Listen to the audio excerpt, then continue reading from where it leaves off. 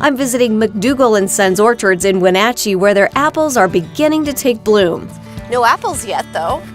No, we're just at about 30% bloom right now. It's a cool day right now. We don't really have any bees out flying.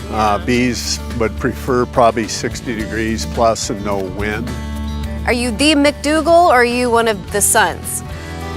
Well, yeah, I'm a fourth generation farmer. Wow. So my great-grandfather planted pear trees actually in the Wenatchee Valley in the late 1800s. Wow. And actually now my nephew's back working with us, so he represents the fifth generation.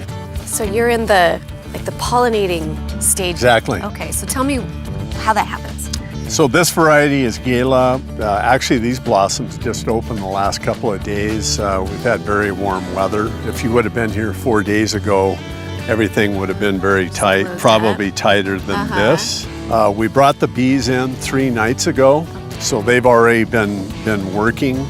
The bees will come in and take pollen off the flower. Actually, the anther part of the flower is called the stamen, but the anther's a part, and then that bee will take that pollen with a pollinizer. We have to have pollinizers to cross pollen, but it'll fly onto a flower and deposit the pollen right on top of what we call the stigma portion, and then that pollen will germinate, creates a pollen tube, which goes down into the ovary part of the flower. And once that touches the ovaries, that's when the fertilization occurs. Going back to my biology classes from high school right now. Exactly. Yes, we need happy bees.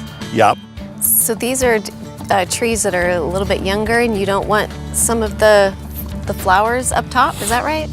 Exactly. But we don't really want any apples up here because the more fruit we have on the top, the less vigor we'll have. We'd normally come in here with clippers so we can just make one clip. Yeah, Otherwise, it'd be kind of tedious, wouldn't it? It's a very laborious process. Yeah. This particular block, we're in transition.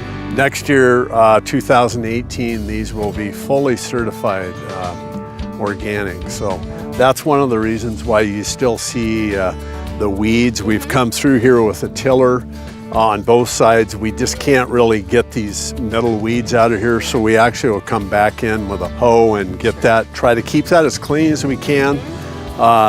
That way we're really not robbing any nutrients that the weeds would take up, because we're really wanting the tree to take up all the nutrients. I'm a good weeder. Drives me crazy when I see weeds, so. Okay, well, you've got a year-round job here.